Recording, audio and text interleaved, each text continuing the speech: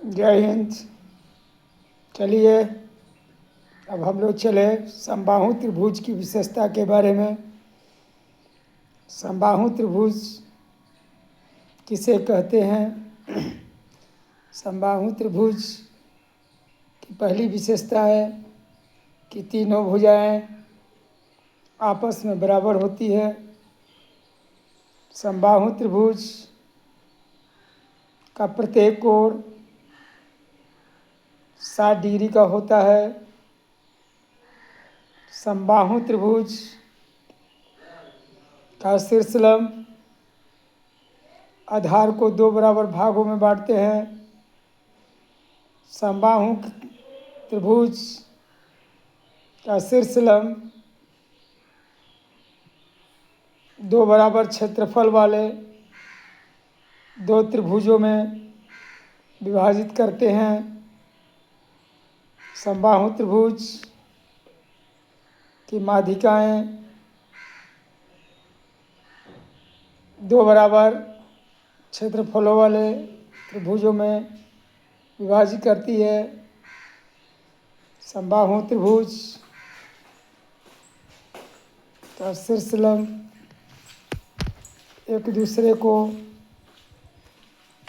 जिस बिंदु पर प्रछेद करते हैं उसे हम लोग लंब केंद्र कहते हैं। अर्थात समबाहु त्रिभुज की माध्यिकाओं एवं शीर्षलंबों का कटान बिंदु एक ही होता है। उसी तरह समद्विबाहु त्रिभुज की विशेषता अलग होती है। समद्विबाहु त्रिभुज की दो भुजाएं आपस में बराबर होती है। समद्विबाहु त्रिभुज के आधार पर के कोण बराबर होते हैं। समद्विबाहु त्रिभुज के शीर्षलंब आधार को दो बराबर भागों में बांटते हैं।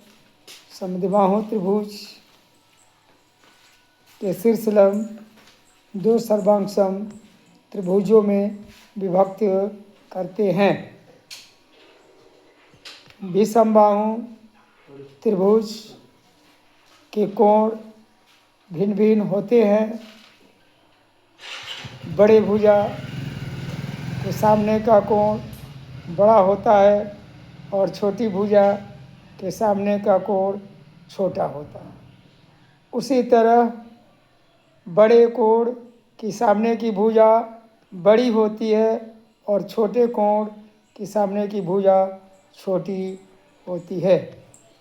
इस तरह भुजा के विचार से त्रिभुज के तीनों भुजाओं की विशेषता बताई गई। जय हिंद, जय भारत।